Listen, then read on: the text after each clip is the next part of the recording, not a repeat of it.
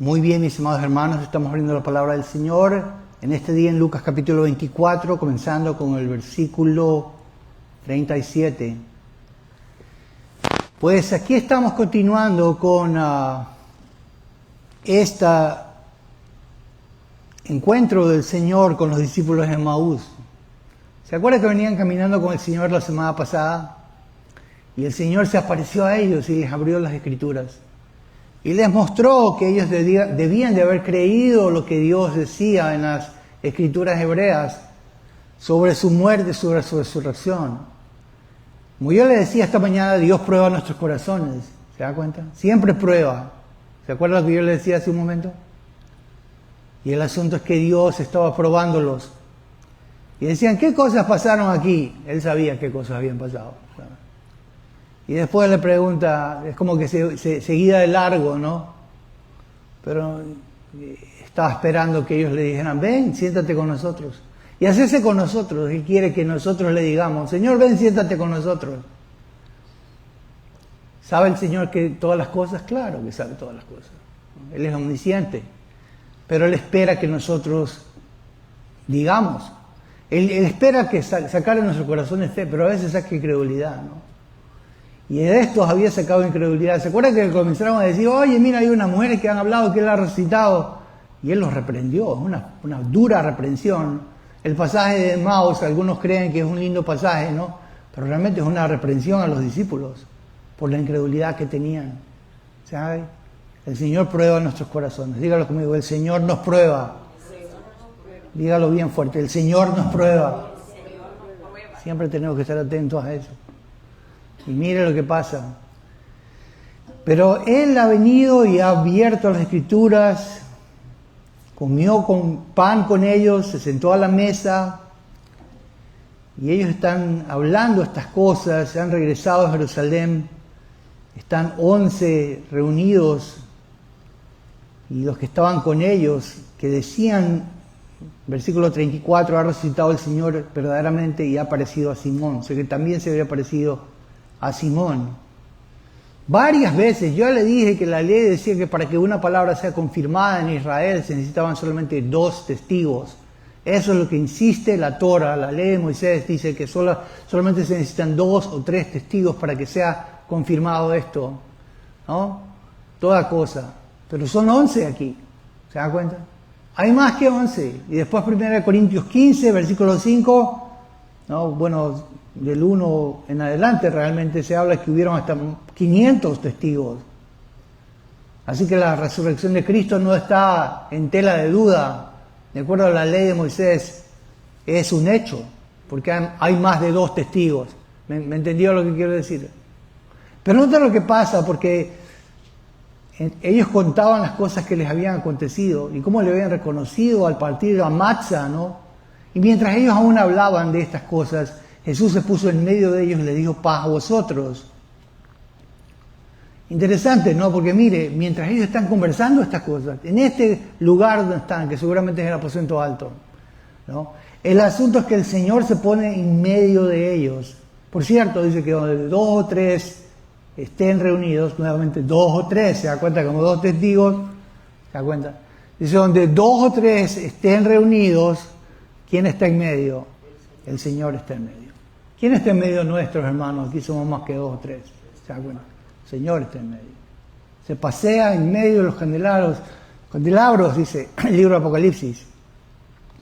Pero aquí vemos pues que el Señor está en medio de ellos, se pone en medio de ellos en pie y les dijo, Shalom Alechem.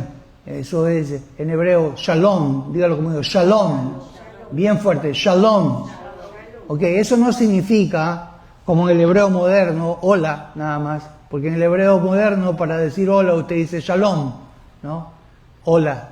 No, tiene una connotación mucho más profunda. Los rabinos saben que shalom habla de la bendición de Dios de una manera integral. Se habla de como que la bendición de Dios es algo que es muy amplio, ¿no? Por ejemplo, ¿cuántos necesitan que Dios bendiga sus finanzas? Amén. Dígalo que sí. ¿Cuántos necesitan que Dios bendiga sus finanzas? Sí. Ok, ¿cuántos necesitan que Dios bendiga su salud? ¿Cuántos Dios necesitan que bendiga a sus hijos? ¿Cuántos Dios necesitan que bendiga su hogar? ¿Cuántos Dios necesita, ¿no? Bueno, usted añada el resto, ¿no? Que le bendiga en su trabajo, que le bendiga, vaya, tantas cosas que hay. Pues ¿sabe lo que significa la palabra shalom? La palabra shalom significa paz en cada una de las áreas. Es decir, paz en tus finanzas, paz en tu salud, paz en tu sanidad, paz en tu salvación, paz en tus hijos, paz en tu familia, paz en tu hogar, paz en tu canasta. Bendito el fruto de tu vientre. ¿Se dan cuenta? Bendita tu canasta, bendita tu entrada, bendita tu salida. ¿Cuántos necesitan eso? Pero eso es lo que hace el Señor, ¿sabe? Los bendice con shalom. Dígalo conmigo, shalom. Bien fuerte conmigo, shalom. Shalom, ¿ok? No le tengan miedo al hebreo. Dígalo conmigo una vez más, shalom. Ok, eso significa paz, dice. La bendición de Dios está con ustedes. En todas las áreas, así nos dice el Señor esta mañana también. Entonces, espantados y aterrorizados, pensaban que veían un espíritu, porque mire, dice la palabra phobos en el griego, habla de que veían a un espíritu, ¿no? Estaban con terror, es lo que significa. Porque en Israel se cree en espíritus. Si usted vio la película Fiddler on the Roof, usted sabe que ahí Tevye hace una historia para su mujer, ¿no? Tevye es un papá que, bueno, en la tradición judía solamente una casamentera, un matchmaker del pueblo puede dar en casamiento a la hija de una familia y unirla. Ella va y busca al hijo de otra familia o a un señor para casarla a esta hija. Los matrimonios en la comunidad ortodoxa se hacen por medio de una casamentera, ¿no? Y esta mujer es la que organiza los matrimonios. A veces los muchachos ni siquiera se conocen, ¿se da cuenta? Sino que es la señora la que elige. Por eso es este matchmaker que le llaman, ¿no? Las muchachas oran, Señor, que la matchmaker me consiga un muchacho bueno, que sea guapo, ¿no? Y que tenga... Pero el asunto es que en esta película hay una... A pesar de que la matchmaker ha elegido al carnicero para que se case con esta muchacha, la hija de esta familia, el asunto es que la muchacha está enamorada de un sastrero, de un sastre que es pobre. Entonces el carnicero es rico, pero el sastre es pobre. Entonces, ¿sabe lo que pasa? El esposo se da cuenta de esto y sabe que esto es en contra de la tradición del pueblo y que esto no debe ser así, pero él ama a su hija y quiere estar de acuerdo con su hija, que la hija se case con el sastre nomás, a pesar que ya ha sido prometida para el carnicero, ¿se da cuenta?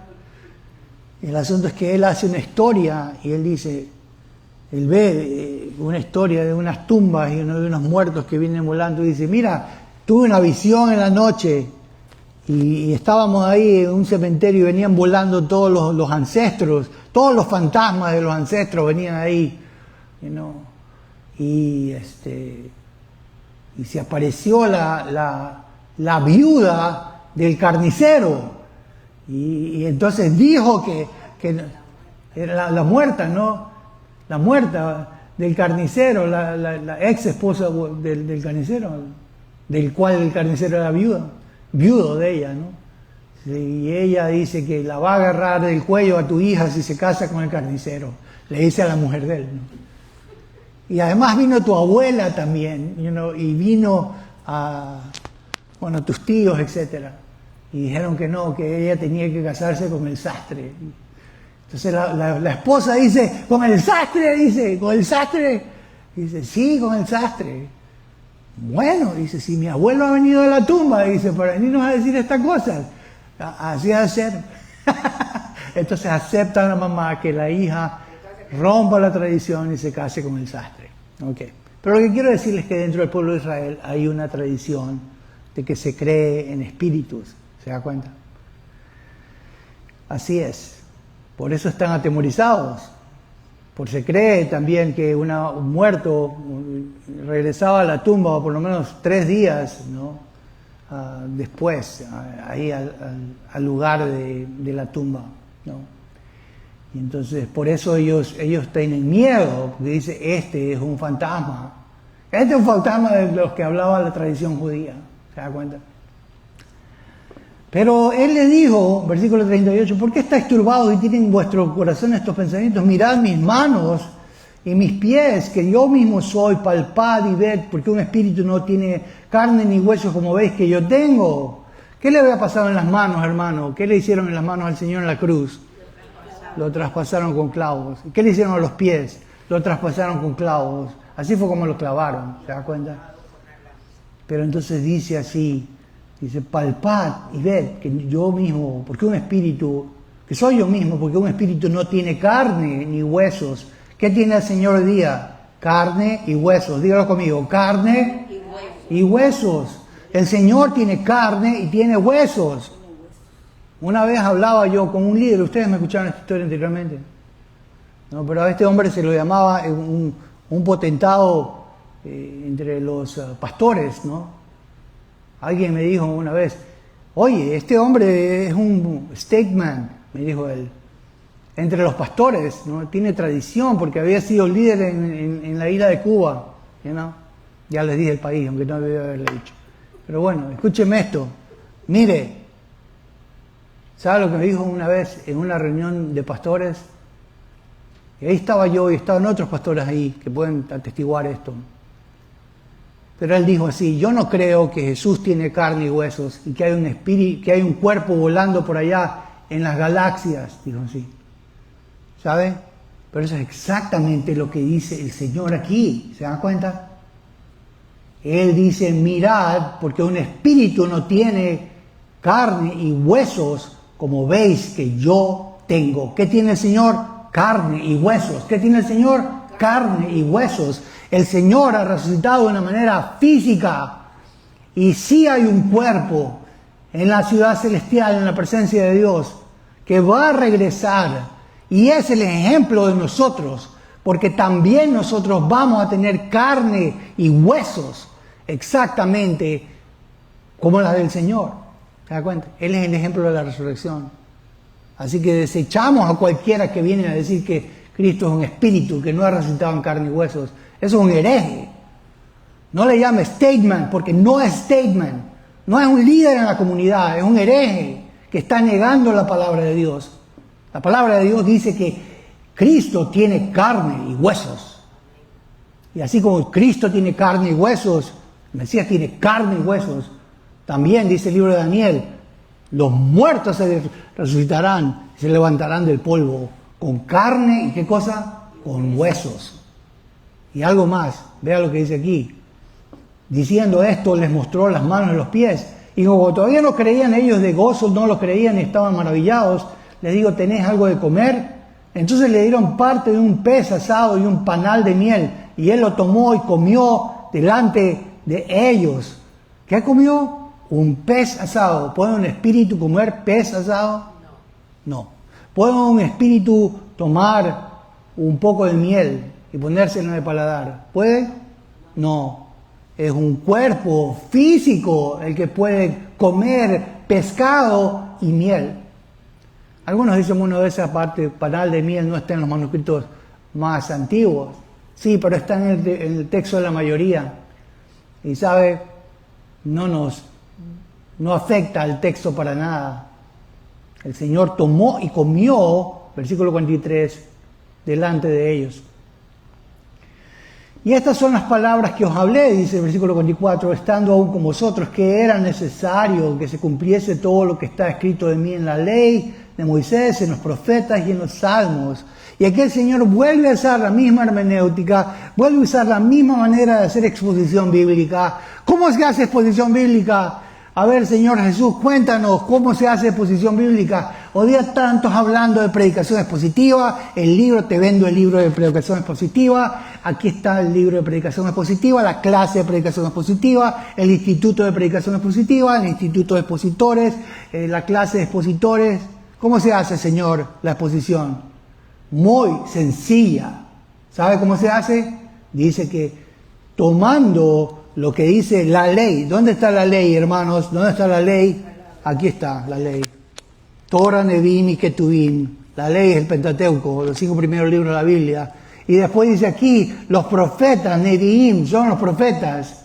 Isaías, Daniel, Jeremías, Ezequiel, Miqueas, Zacarías, etc. ¿No? Y después dice los salmos, Tehilim, que son realmente Ketuvim, ¿no? Los escritos que están en el Antiguo Testamento. ¿Qué vas a hacer? ¿Cómo vas a enseñar, Señor? A ver, ¿qué es lo que vas a hacer? Vas a leer las Escrituras, ¿no? Vas a entender lo que dice el texto y luego vas a aplicar lo que dice ese texto. ¿Y de dónde lo sacas? De Torah, Nevi'im y Ketuvim. De ahí sale el acrónimo Tanaj. Dígalo conmigo, Tanaj. Bien fuerte, Tanaj. ¿Ok? Eso significa Torah, la ley, Nevi'im son los profetas, Ketuvim son los escritos, incluyendo los salmos, Tehilim. Pero dice el Señor que era necesario que se cumpliese todo lo que está escrito. Algunos quieren predicar hoy día. ¿Sabe qué están predicando? Las ideas de su cabeza. Están predicando psicología. Están predicando la dieta de Daniel. Están predicando cualquier cosa, ¿no? El clima de la playa. Están predicando, ¿no? La Cenicienta, qué sé yo, la película de moda, los locos Adams, ¿no? Barbie, ¿no? Oye, Dios no te mandó a hacer eso. Te mandó a que estudiaras la ley, los profetas, los salmos, y que luego lo explicaras a la congregación y luego que lo aplicaras para que todos vivamos de esa manera. ¿Se da cuenta? Y aquí está que Él les abrió el entendimiento. Escúcheme esto, hermano, mire, porque aquí hay algo importante. ¿Sabe que en el libro de Isaías, capítulo 6, versículos 9 al 10, hay algo antónimo? Véalo conmigo, Isaías 6, del 9 al 10. Y aquí vemos que algunos hablan, ¿no? Dice, ¿se acuerda cuando el Señor se aparece a Isaías, ¿no? Y Él tiene una misión, ¿no? Y ahí todos dicen así, ¿no? El versículo 8, heme aquí, envíame a mí, dice Isaías. Este es el lema de las conferencias misioneras. Pero mire para qué el Señor había llamado a Isaías. ¿Y cuál era la misión de Isaías? ¿Cuál es el enfoque misiológico? Dice aquí, ahora anda, di a este pueblo, oíd bien y no entendáis. Ved por cierto, mas no comprendáis. Engruece el corazón de este pueblo y agrava sus oídos y ciega sus ojos, para que no vea con sus ojos, ni oiga con sus oídos, ni su corazón entienda, ni se convierta y haya para él sanidad. ¿Sabe lo que la misión que Dios le da a Isaías? Que vaya a cegarle los ojos al pueblo. ¿Me escuchó lo que le dije? Pero aquí en Lucas 24 dice que les abrió el entendimiento. La misión de Isaías era que le cierres el entendimiento para que no haya sanidad para ese pueblo, no arrepentido. Pero aquí les está diciendo que Él les abre el entendimiento. ¿Sabe que usted conoce la palabra de Dios y conoce al Señor Jesús? ¿Por qué está aquí esta mañana? ¿Por qué ama la palabra? ¿Por qué lo busca el Señor? Porque Dios le abrió el entendimiento a usted. Se lo ha abierto por gracia, ¿sabe? Se lo dio por su misericordia. Porque ¿sabe qué? Dios podía haber elegido dejarnos ciegos, ¿sabe? Pero le plació abrirnos el entendimiento, como a ellos. Y les abrió el entendimiento para que comprendiesen las Escrituras. Y Él dice, sí, así está escrito y así fue necesario que el Mesías padeciese y resucitase los muertos al tercer día. Y que se predicase en su nombre el arrepentimiento y el perdón de pecados y en todas las naciones, comenzando de Jerusalén. Y vosotros sois testigos de estas cosas. ¿Saben? Entonces aquí vemos que el versículo 46, quiero que tome atención, mucha atención aquí. Todo el mundo ponga atención a esto. Porque mire, ¿cómo es eso que era necesario? ¿Qué es lo que era necesario? El Señor Jesús dijo que era necesario. Que ustedes comprendiesen en las Escrituras algo. Bueno, ¿qué es lo que decía Torah, Nevi'im y Ketuvim? Los profetas, la ley, los salmos, los escritos. ¿Qué decía? Que era necesario que el Cristo padeciese. Ya lo vimos la semana pasada en Isaías 53, ¿no? Padeciese, ¿por qué? Por nuestros pecados, ¿se da cuenta? Y luego que resucitase, dice el libro de Oseas, al tercer día, Oseas 6:2, al tercer día nos resucitará, ¿no? Ya sabemos que era un día de cumplimiento. Así que era necesario que Cristo muriera por nuestros pecados y que Él resucitase al tercer día para que el Padre recibiese a Jesús, ¿no? La ofrenda que hizo Jesús. Cuando dice que Él resucitó, es que el Padre recibió la ofrenda que Él hizo por nuestros pecados. Amén. Por eso era necesario que Él padeciese y resucitase. Pero aquí se nos dice más. Versículo 47. Kai, dice el artículo griego. Y, dígalo conmigo, y. Hay algo más que era necesario. No solamente que Él muriese, que Él resucitase, también que se predicase en su nombre el arrepentimiento y el perdón de pecados en todas las naciones. ¿Qué es lo que había que predicar? Arrepentimiento. Dígalo conmigo, arrepentimiento. ¿Y por qué no hoy día no se escucha arrepentimiento de los púlpitos? Me acuerdo haber ido ahí al memorial de una señora que era justamente de esta iglesia, ¿no? Y fuimos ahí al memorial que se hizo, ¿no? En cierto lugar. Y había un predicador ahí. Y él habló acerca del perdón. El perdón. Dios quiere perdonarlos a todos, tiene que perdonarlos. ¿Quién quiere el perdón? El perdón. ¿Cuántos escuchan hablar del perdón? ¿De cuántos púlpitos se va a hablar del perdón esta mañana? ¿Ah? ¿De cuántos púlpitos aquí en Broward County? ¿De cuántos se va a hablar del perdón? Y que Dios quiere perdonar. Déjenme decirle algo. Ese no es el mensaje. ¿Sabe cuál es el mensaje? Mira lo que dice el versículo 47. Que se predicase el arrepentimiento. ¿Qué es lo que hay que predicar? El arrepentimiento. Primero te arrepientes y luego viene el perdón de pecados. No es que Dios te va a perdonar nomás, ¿te das cuenta? Y sigue pecando, porque eso algunos piensan, ¿no? Esa es la gracia de Dios, gracia barata, libertina esa. No, lo que quiere Dios es que te vuelvas de tu pecado, que reconozcas tu pecado. Y luego, que habiéndote vuelto de tu pecado, entonces pues creas al Señor, te abraces a Él por la fe y entonces Dios te diga, ¿sabes qué? Verdaderamente te perdono los pecados. ¿Se da cuenta? Dígalo conmigo, sin arrepentimiento no hay perdón. No se salte. Algunos quieren perdonar primero. No es primero perdonar, es que te tienes que arrepentir. Hermanos, el mensaje que hay que predicar es que hay que arrepentirse. Eso lo predicó Juan el Bautista, arrepentidos porque el reino de Dios se ha acercado. Lo predicó el Señor, arrepentidos y crean el Evangelio. Lo predicaron los apóstoles. Pablo lo dijo en Hechos 20, que él predicaba el arrepentimiento para con Dios y la fe en el Señor Jesucristo. Siempre el mensaje del perdón de los pecados va acompañado con que tienes que arrepentirte de tus pecados. ¿Se da cuenta? Si no hay arrepentimiento, no hay perdón de pecados. ¿Ya me entendió? El mensaje es que hay que arrepentirse para que Dios perdone.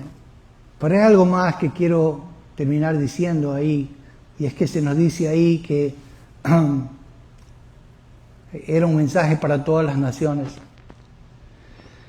¿Sabe que en la Torah a Abraham se le promete que las naciones serán benditas? Eso está en Génesis 12. ¿Por qué el Evangelio es para las naciones también? No solo para Israel. Porque a Abraham se le prometió que las naciones iban a ser benditas en su simiente.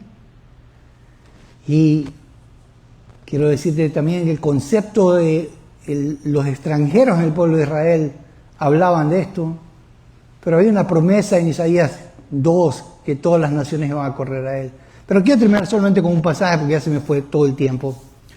Pero quiero que usted vea esto en Zacarías 14:16. Zacarías 14:16.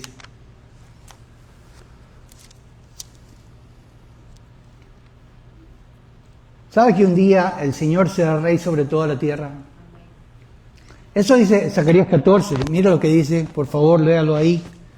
Dice, y Jehová será rey sobre toda la tierra. En aquel día Jehová será uno y uno su nombre. ¿Okay? Y el versículo 16 dice, y todos los que sobreviven de las naciones que vinieron contra Jerusalén subirán de año a año para adorar al Rey, a Jehová de los ejércitos, a Adonai Sabaoth, y a celebrar la fiesta de los tabernáculos. Y acontecerá que los de la familia de la tierra que no subieran a adorar a Jerusalén para adorar al Rey, Jehová de los ejércitos, no vendrá sobre ellos lluvia. La lluvia es un símbolo de la bendición. Si no tienes lluvia, tienes sequía, y si tienes sequía, el asunto es que las plantas se mueren, ¿te das cuenta? Y hay hambre, exacto. Pero aquí se nos promete algo que Israel conoce, ¿sabe? Hay una oración hebrea con la que quiero terminar. La voy a decir primero, la voy a cantar en hebreo y luego le voy a decir qué significa. Pero mire lo que significa. La canción dice así, ¿no? Eso se dice al cierre del servicio en la sinagoga. Aleinu leshabeach la'adon hakol, latet gedula leyotzer hashit, shelo asanu kegoyecha atzot, velo samanu kemishpechot ha'adama. שלא שם חלקנו כהם בגורל עלינו ככל חמונם. Y después dice más adelante,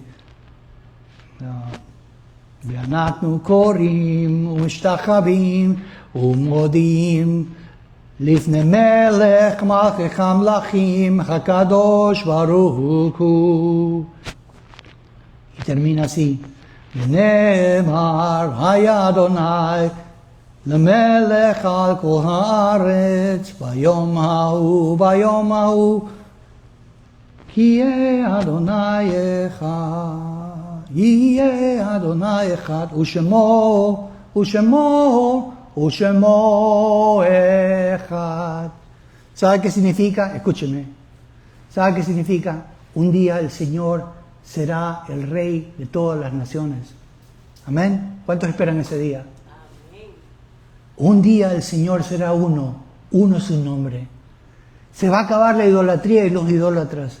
Y aquellos que persiguen al dinero e idolatran al dinero, ¿saben? Y va a haber solamente uno al cual se inclinan todos, es Adonai y es a su Mesías, el Rey de Israel. Amén. Vamos a dar gracias a Dios porque su mensaje es para las naciones también. Señor, te agradecemos porque tu mensaje es para Israel, pero es para las naciones. Un día uno será tu nombre y serás rey sobre toda la tierra. Esperamos ese día, Señor. Bendícenos, Señor, y gracias por las promesas del Espíritu que fue derramada sobre nosotros para poder entender tu palabra y tus promesas. En el nombre de Jesús el Mesías que oramos, Señor. Amén.